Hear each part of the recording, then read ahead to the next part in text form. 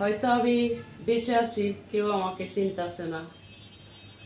যখনই আমি আমার দুনিয়া ছেড়ে বিদায় হব, সন্তানরা বলবে, মা মা কোথায় গেল? যেমনটা আমি বলি এখন, মা তুমি কোথায় গেল? যেমন যারা আমাকে ভালোবাসে তারাও আমাকে খুঁজবে। সেই কোনো দিনটা একদিন না একদিন সবার মাঝে আসবে। হয়তো আজকে আমার বেলা আসছে। কোনো একদিন আমায় তুমি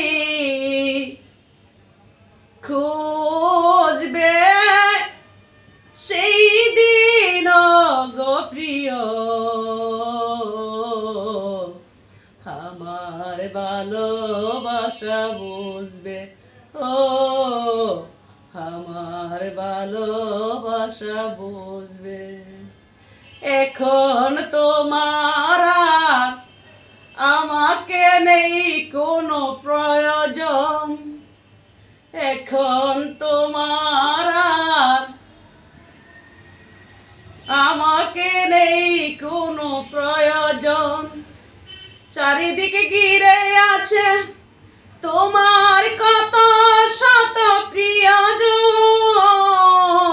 এখন তোমার আর আমাকে নেই কোনো প্রয়োজন। চারিদিকে ঘিরে আছে তোমার কত শত প্রিয়জন। আখি জল কব তোমার, জর জর মর অভিমান।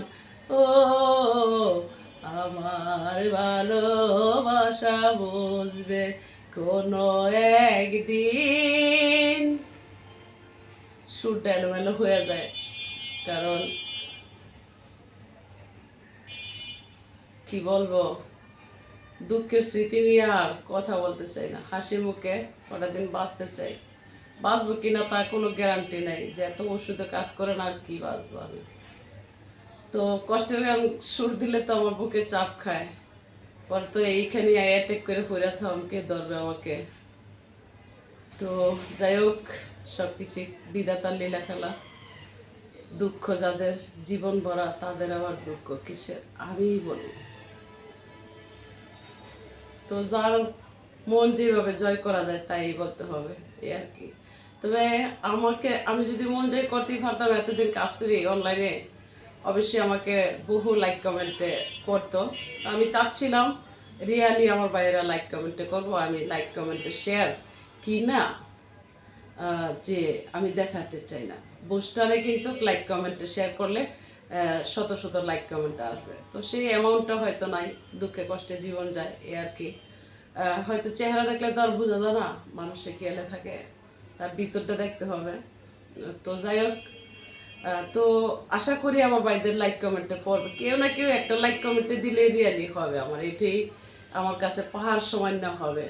আমি চাচ্ছি ভাইয়েরা আমাকে 100 লাইক কমেন্টে করুন, আমার প্রয়োজন। তো এই লাইক কমেন্টে আমি আপনাদের গুণগান গাইব সময় মতো, কেন চাচ্ছি। তো যাই হোক, হয়তো আপনাদের কাছে আমি ভালো হই নাই, মাননীয় সম্মানিত ফেসবুক কোম্পানির কাছে অবশ্যই আমি নজরে গেছি, বিধে আমি মনিটেশনটা পাইছি। এটা কিন্তু সত্যি, নয়তো আমাকে দিত না। তো আপনাদের লাইক কমেন্টের বিনিময়ে আবার আমি একটু সুন্দর হব, সুচিকিৎসা করতে পারবো, একটু বাঁচতে পারবো। বাঁচন মরণ আল্লাহর হাত, তবুও কারো উছিলায় মানুষ বাঁচে, এটাও সত্যি।